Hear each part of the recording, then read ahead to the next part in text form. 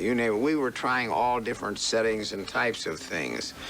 And the Flintstones never came up, and actually it was the Flagstones first. Did you know the Flintstones wasn't originally created for kids? This groundbreaking show once featured smoking characters and promoted cigarettes on national television, a far cry from the family-friendly image we know today. Beyond its Stone Age setting lies a surprising history full of legal battles, hidden adult themes, and marketing moves that changed everything. From its inspiration in classic sitcoms to bizarre behind-the-scenes moments like lost voices and forgotten episodes, the Flintstones holds more secrets than you might expect. What caused the show's sudden shifts in tone and strange character changes? These weird facts will completely reshape how you see Bedrock's most famous family.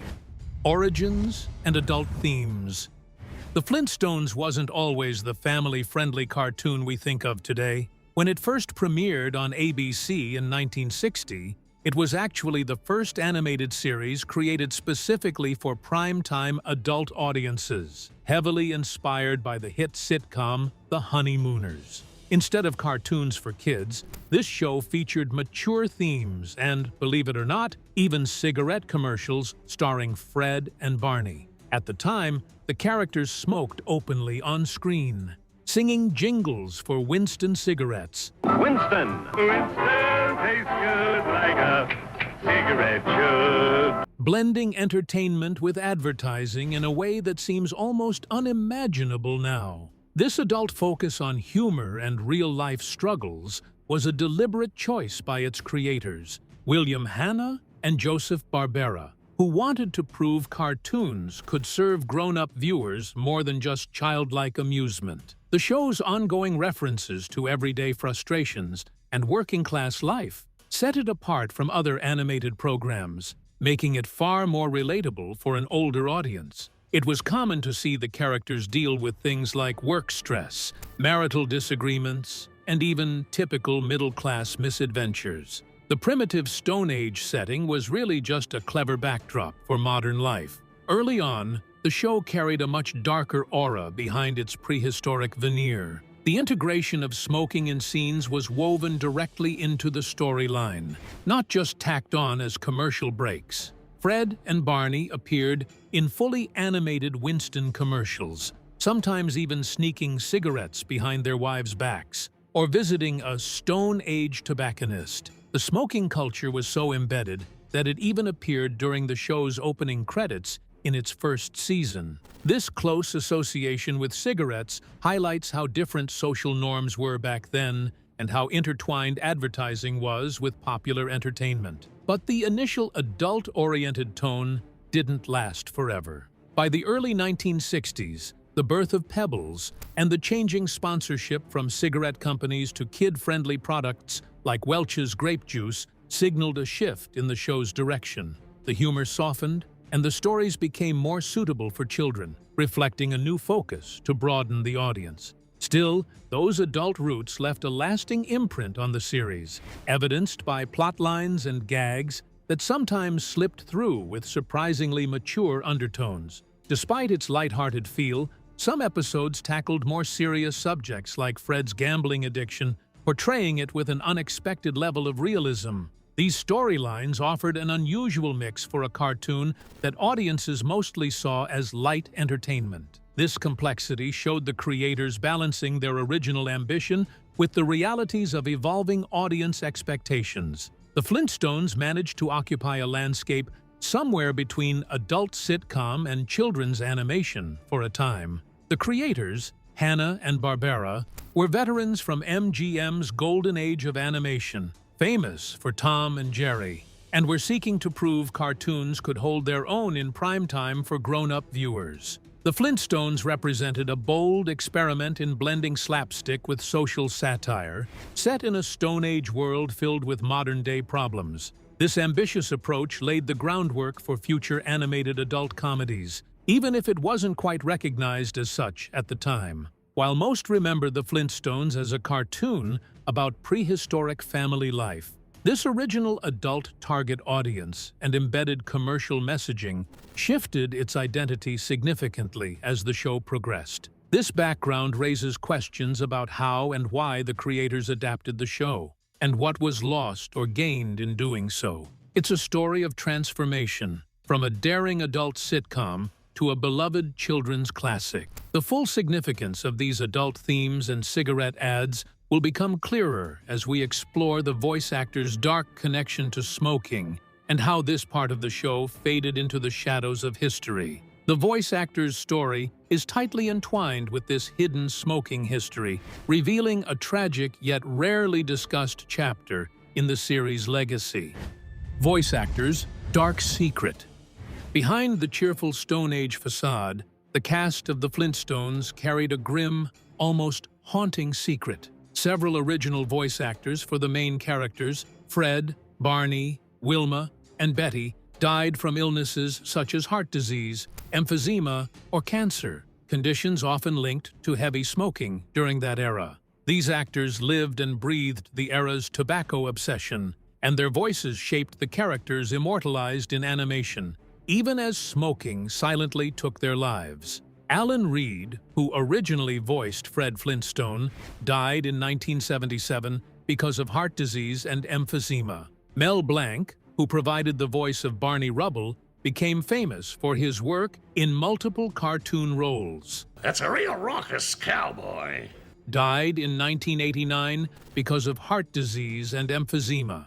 Bea Benedere, who portrayed Betty Rubble, died of lung cancer in 1968, while Jean Vander Pyle, who voiced Wilma Flintstone, died in 1999 from lung cancer. Henry Corden, who became Fred's successor, died from emphysema in 2005. The pattern established this connection, which linked these beloved voices to the dangerous effects of tobacco smoking. Some of the actors were known to smoke, which was common in that era, but their character voices were primarily the result of deliberate performance choices rather than smoking-related effects. The signature laughter of Wilma and Betty was a deliberate vocal technique developed by the actresses, not the result of coughing. The automatic response that developed from smoking became a defining element of their vocal performances, which showed how tobacco had affected their show. Cigarette smoking became so deeply embedded in the show that it controlled both the acting methods and the storytelling elements.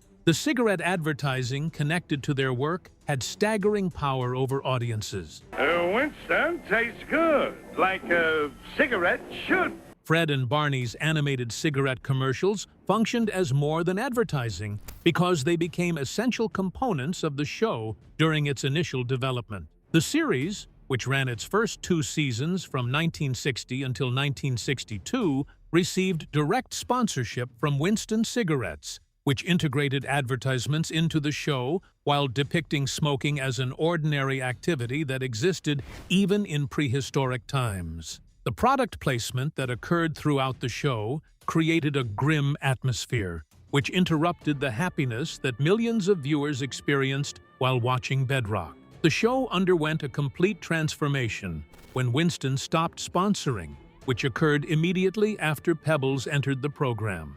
The show changed its direction when Welch's grape juice replaced cigarette sponsorship, signaling a shift toward more family-friendly content. People began to understand smoking's health effects, which created new cultural norms about smoking. The original footprint created a permanent impact that still exists today. The Flintstones appeared in a public service announcement for the American Cancer Society in 1968, which created an ironic situation because it happened 2 years after the series finished its original run.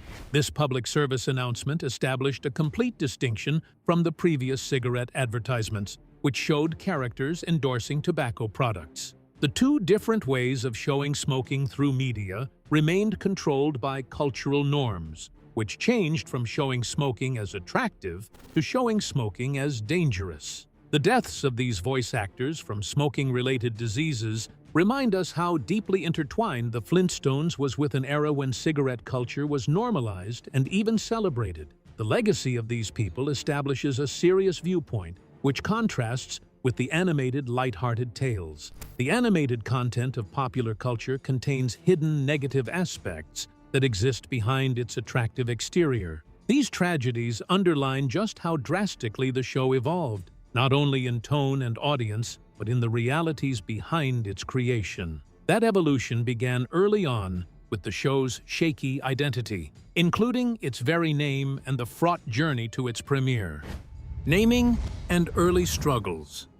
The birth of the Flintstones was not a straightforward journey, especially when it came to its name and initial reception. The show was originally called The Flagstones, a title the creators and network liked for its catchy, grounded feel. However, the name resembled that of the comic strip family The Flagstones, created by Mort Walker. His lawyers quickly stepped in, threatening legal action and forcing Hanna-Barbera to change it. For a short time, the series was renamed The Gladstones, inspired by a Los Angeles telephone exchange, but this name also failed to stick. Eventually, the show settled on the now iconic Flintstones, a nod to prehistoric stone tools and easily recognizable, but losing the original Flagstones identity was a blow to creator William Hanna. He later admitted that he always preferred the original title and felt a sense of loss over the forced change. The show needed to find success through difficult challenges that remained after its title was chosen. In early 1960, Joseph Barbera brought a 90-second pilot film together with multiple storyboards to New York, where he spent 8 intensive weeks showing the project to network executives and advertisers. The reception was cold, and each day brought more rejection. Barbera lost all his strength when people showed no interest in his work. Barbera completed his final pitch presentation to ABC on the last day of pitching, which created a major turning point for him. ABC agreed to order 28 episodes for the first season, saving the show from extinction before it had truly begun. The delayed green light shows the Flintstones reached a point of almost not being broadcast on television despite its creators' well-known achievements. Viewers identified major similarities between the Flintstones and the Honeymooners after the show started broadcasting. Fred Flintstone closely mirrors Ralph Cramden, while Barney Rubble resembles Ed Norton, Wilma parallels Alice, and Betty reflects Trixie. The working-class husbands created their plans for success, while their dedicated neighbors worked together with them to create the same relationship patterns that audiences already found enjoyable. The Honeymooners stands as our most popular show from that time period. When it gets to mambo music or samba music, I'm out. Which serves as our primary source for inspiration, according to Hanna's statement. The Honeymooners writer joined the show because Joseph Barbera wanted to create media according to the Honeymooners' standards. The show lost its energetic quality because Barbera complained about early scripts that contained excessive dialogue but failed to deliver sufficient visual comedy. Jackie Gleason, star of The Honeymooners, immediately recognized the similarity between both shows, which led his lawyers to believe they could successfully end the Flintstones show. He decided against legal action because friends informed him that suing would harm his public image, because people would see him as the person responsible for canceling a show that children loved. He never received credits or royalties, and no lawsuit developed from this situation. The troubled origins of the Flintstones demonstrate how the show emerged through 3 processes that included adaptation, legal agreements, and last-minute show rescue efforts. The show experienced its first legal battle, followed by pitching exhaustion, which created obstacles that would lead to unpredictable show developments during its growth phase. The evolution from struggling to get on air to redefining animation continued as commercial partnerships began to shape the characters and stories in unexpected ways. Commercial influence and merchandising.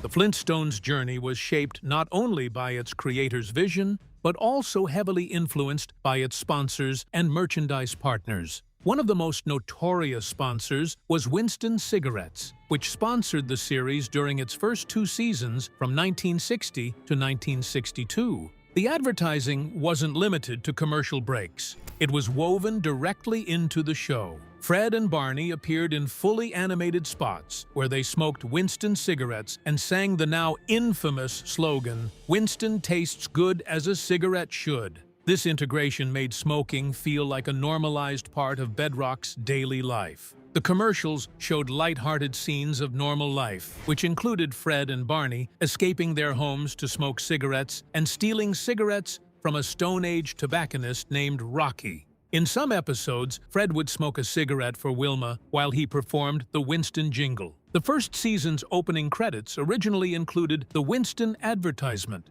though it was quietly removed in later broadcasts as cultural attitudes began to shift. The show demonstrated how contemporary cigarette advertisements became accepted because they showed common social behavior that people followed during that time. The series experienced its first major changes with the introduction of Pebbles Flintstone, who also affected the show's sponsorship deals. When Ideal Toy Company suggested that a girl doll would outsell a boy, the decision was made to change Fred and Wilma's previously planned son into a daughter named Pebbles. The shift happened because Winston terminated its sponsorship with the show in 1963, and the show started promoting family-friendly products, which included Welch's grape juice. Coming up, we'll change the Power Pack Refresher because it's made with genuine Welch's grape juice. The Flintstones underwent a transition because their content changed from adult themes to appeal to younger viewers who preferred wholesome entertainment. The Pebbles launch represented the most extensive marketing campaign ever conducted for television during that period. A national contest invited viewers to guess her birth weight, attracting more than 600,000 entries. And the winning prize was an around-the-world trip. Merchandising ads appeared in newspapers simultaneously with the episode's premiere, following a coordinated strategy. See the ad that day, watch the show that night, buy the doll tomorrow. The plan achieved outstanding results because it sold 3 million Pebbles dolls within 2 months and generated approximately $20 million in 1960s currency. The merchandising powerhouse expanded its reach through products that included more than dolls. In 1968, Flintstones chewable vitamins emerged as the leading sales in the children's vitamin market across the United States. The vitamins appeared in a range of bright colors, which shaped them into Fred, Wilma, Barney, Pebbles, Bam Bam, Dino, and even the Great Gazoo. The production of Betty Rubble faced challenges for over 25 years because her character design included small and delicate elements, which proved too fragile for manufacturing. The show experienced a creative transformation through its advertising success, which led to more family-friendly content. The show ended its relationship with adult sponsors while it started to target younger viewers who wanted funny content and easy-to-understand characters. The show maintained its advertising impact from earlier times, which demonstrated how complicated its past had developed. The commercial legacy created a conflict between creative desires and market needs, which determined how Bedrock and its inhabitants would develop throughout the narrative. This commercial backdrop also echoed in the show's narrative direction, paving the way for peculiar creative choices, including some that confused and puzzled fans for generations to come. Character changes and oddities. As the Flintstones progressed, the series underwent a number of bizarre shifts. Characters disappeared, roles changed, and strange new elements were introduced that seemed at odds with the show's original concept. Perhaps the most notable and controversial addition came late in the series with the introduction of the Great Gazoo, a small, floating green alien who appeared in the 6th and final season. Gazoo was sarcastic, mischievous, and could only be seen by Fred and Barney and, oddly, children and animals too. Gazoo had been banished from his home planet, Zetox, after inventing a dangerous device, and now he was stuck in Bedrock, adding a layer of science fiction fantasy to a series previously grounded in comedic Stone Age life. He appeared in only 11 episodes before the series ended, with his story about trying to return home left unfinished. Many fans felt that Gazoo irrevocably altered the show's tone, pulling it away from its roots and toward fantasy sitcom tropes popular at the time. Interestingly, early drafts referred to him as Professor Og in a story called The Wizard of Og, before settling on the name Gazoo. The creators claimed they wanted him to symbolize life's unpredictable twists, yet most viewers saw him simply as a jarring addition that didn't fit Bedrock's established world. Decades later, the character was quietly erased from the Flintstones universe until his return in a 2000 prequel film. Even The Simpsons joked about him with a similar concept, a small floating alien only visible to Homer, suggesting Gazoo's odd place in animation history. The show's changing style affected both its character development and its entire plot progression, and all the unexplained vanishings. The saber-toothed cat named Baby Puss, who came out every night to prevent Fred from entering their home during the closing credits, only had a minor role in the show, but the writers treated him as a character they had abandoned. In his debut appearance, Dino, the family dog, demonstrated his ability to communicate through complete sentences, which allowed him to outsmart Fred, but he transformed into a silent dog who could only bark for the rest of the show. Dino's puppies disappeared without any explanation. Fred's home address also changed frequently, moving from Rocky Way to Cavestone Road to different versions of Cobblestone Way, finally settling on 301 Cobblestone Way with a postal code borrowed from a real town in Louisiana. The first name of Mr. Slate altered throughout the show because different episodes used different names, including Sylvester, Nate, Oscar, George, and other names. The plot holes in this story demonstrate that the special effects team did not create a consistent fictional world for their work. The theme song itself carries hidden stories. The show used an instrumental version of Rise and Shine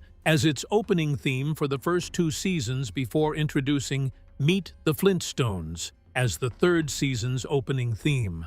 The show adopted the theme song after it became successful, editing previous episodes to include the now famous theme, which made it seem like it had been a permanent element of the show. The melody has a style reminiscent of classical compositions, though it was written specifically for the show. With so many odd twists along the way, it's clear that the Flintstones' journey was anything but straightforward, with surprises lurking behind its stone walls. The story behind the voices that brought these characters to life reveals yet another layer of complexity. Behind-the-scenes drama. The Flintstones show production process endured multiple personal crises and unexpected incidents, which occurred behind its cheerful laughter and its catchy musical jingles. The most intense narrative describes how Mel Blanc became the main voice of Barney Rubble and numerous other animated characters. The serious car crash, which involved Blanc, occurred in January 1961 on the dangerous Sunset Boulevard section known as Dead Man's Curve. The accident resulted in multiple bone fractures, 3 skull fractures, and a 2-week coma. His recovery became a Hollywood legend. And he's done the voices for a new cartoon movie called Daffy's Fantastic Island, which opens in New York May 30th. Would you welcome, please, Mel Blanc? When a neurologist finally woke him by speaking to him through his animated characters, asking how Bugs Bunny was feeling that day. The animation world first experienced history when Blanc produced a faint voice response, which created a legendary animation sequence. John Vander Pyle, who provided Wilma Flintstone's voice, displayed exceptional dedication through her extended time on the series. From the original 1959 pilot through every episode and spin-off well into the 1990s, she was the only original cast member to remain constant. Joseph Barbera asked her and Bea Benaderet, Betty Rubble's voice, to read lines together and then simply left it to their preferences. Jean instantly claimed her career-defining role as Wilma when she first auditioned for the character. Despite the character's importance, her pay was modest. She earned just $250 per episode and later regretted accepting a lump sum of $15,000 instead of residual payments when the show ended. The voice cast of the show experienced multiple changes, which included unexpected replacements throughout its run. Bea Benaderet, who voiced Betty Rubble, left the show to focus on other acting roles, including her work on The Beverly Hillbillies. The public statement claimed she exited the show to pursue another project, while she was later replaced as the role transitioned to other voice actresses during the show's run. Mel Blanc felt devastated about her disappearance because he had worked with her for many years. yet he humorously described her as his other woman because of their extended partnership. The show encountered its first casting problems, which continued until the Flintstones made its official debut.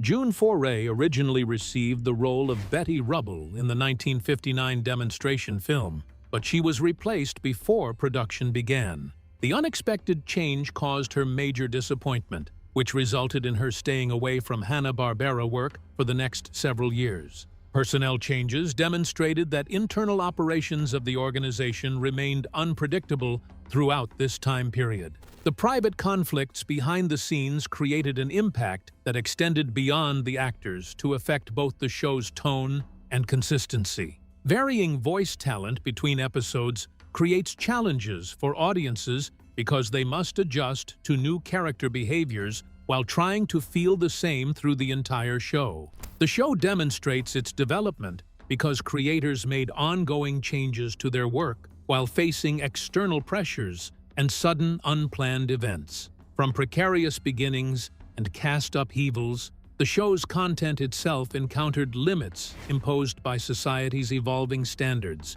leading to episodes disappearing without explanation, censored episodes, and controversies.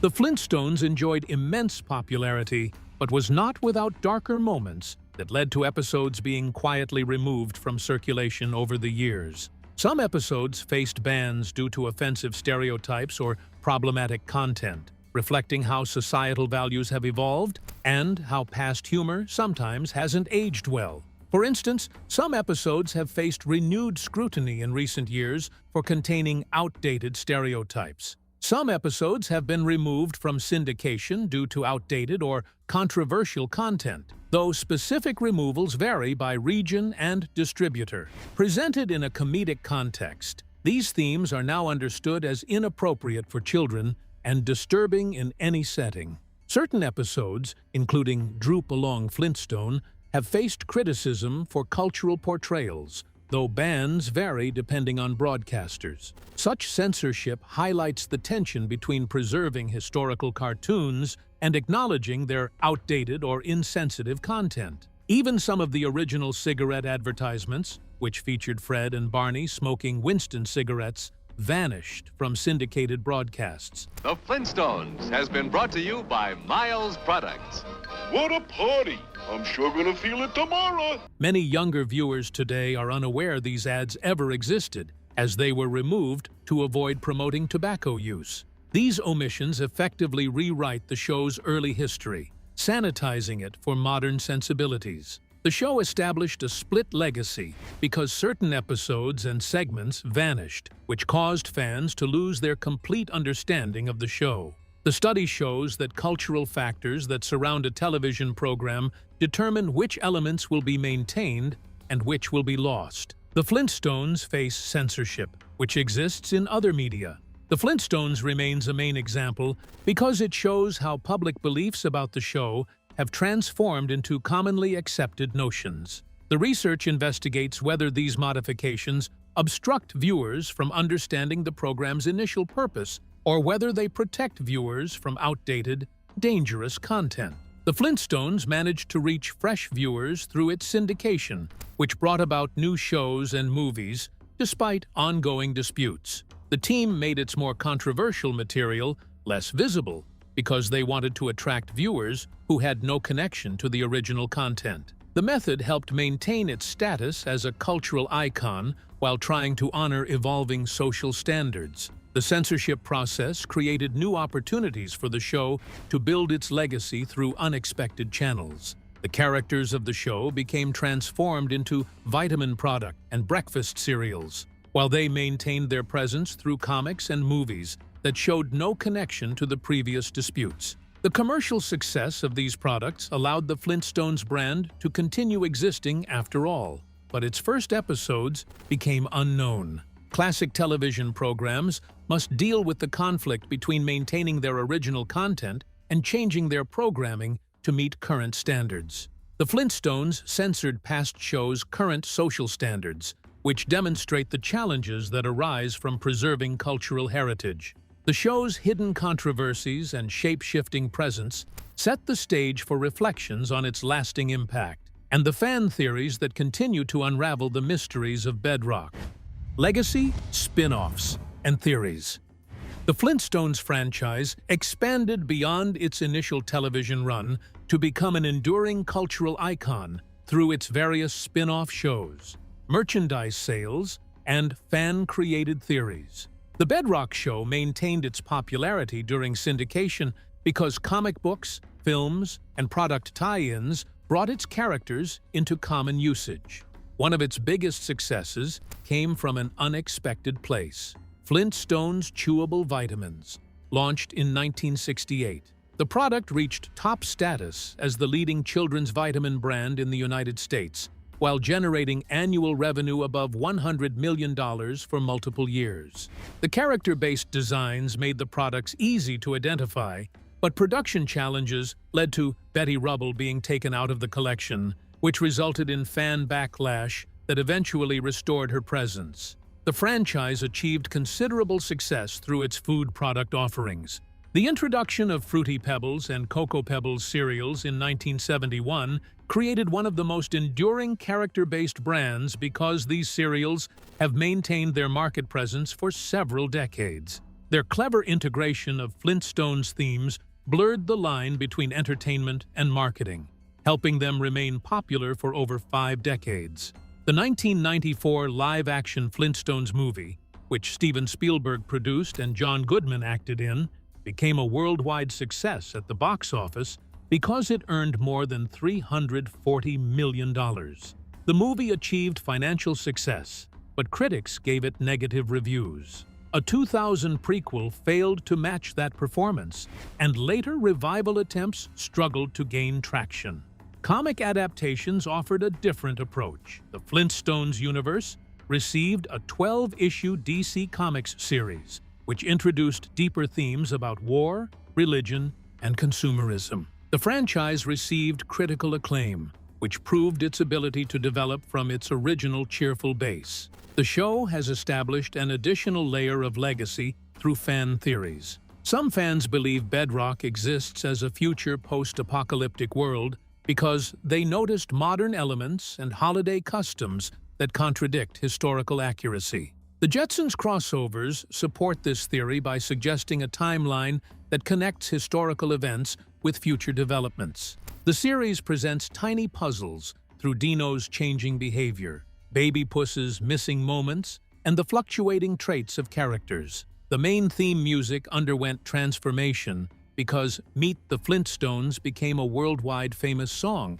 which only debuted in later seasons. The Flintstones presents itself as more than an animated show because it creates a dynamic, lasting universe that keeps attracting new explorers who wish to understand its mysteries. Beyond television and merchandise, the Flintstones also left a lasting imprint on the animation industry itself by proving that primetime cartoons could succeed with mass audiences. Even decades later, many modern animated series still follow the blueprint the Flintstones helped establish, solidifying its role not just as a cultural icon, but as a foundational force in television history. The Flintstones is much more than a simple cartoon. It's a fascinating blend of adult themes, commercial influence, and quirky creativity that shaped generations. From its cigarette-smoking characters to its mysterious alien and enduring fan theories, the show's history is full of surprises. If you enjoyed uncovering these mind-blowing facts, don't forget to like and subscribe for more deep dives into your favorite shows. Thanks for watching.